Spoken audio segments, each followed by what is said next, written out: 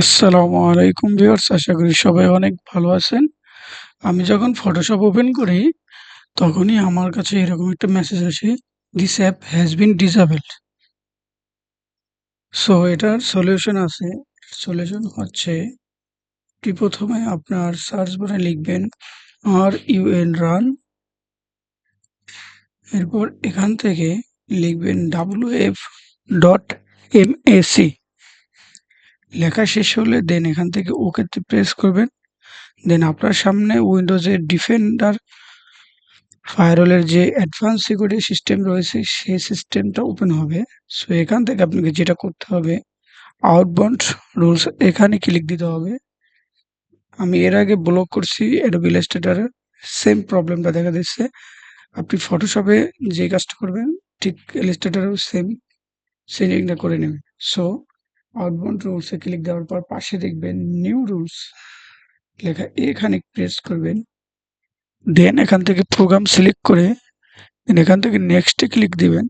এখন এখানে একটা পাথ সিলেক্ট করে দিতে হবে, সেটা হচ্ছে আপনার অ্যাডোবর ফটোশপ অথবা ইলাস্ট্রেটরের এক্স ইএক্সসি ফাইলটি, মানে অ্যাপ্লিকেশন ফাইলটি, ইএক্সজি ফাইলটি এখানে দেখিয়ে দিতে হবে। সো এখান থেকে ব্রাউজে ক্লিক দিবেন। এরপর আমি এটা আছি ইলাস্ট্রেটরের ভিতরে, ইলাস্ট্রেটরে না, এখান থেকে ফটোশপের ভিতরে আসবো। সো প্রোগ্রাম, এবং আপনি সহজভাবে যদি আসতে চান সেক্ষেত্রে এখান থেকে অ্যাডোবর ফটোশপ এখানে ক্লিক দিবেন।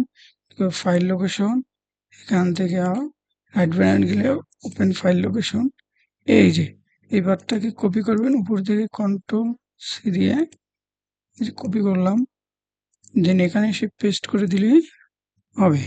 সো এখান থেকে দেখতে পাচ্ছেন এই যে অ্যাপ্লিকেশন ফাইলটি, এই ফাইলটি আপনি সিলেক্ট করে ওপেনে ক্লিক দিবেন।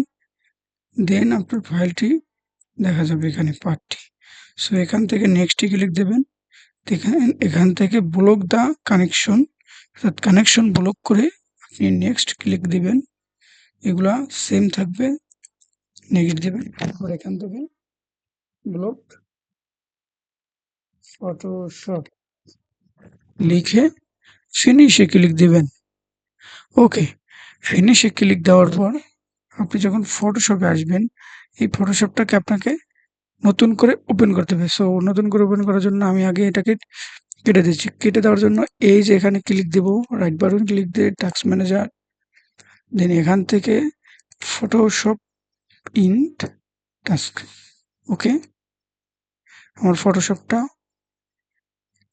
বন্ধ হয়ে গেছে, এখন এটাকে ওপেন করতে হবে। সো আমি ওপেন করতেছি।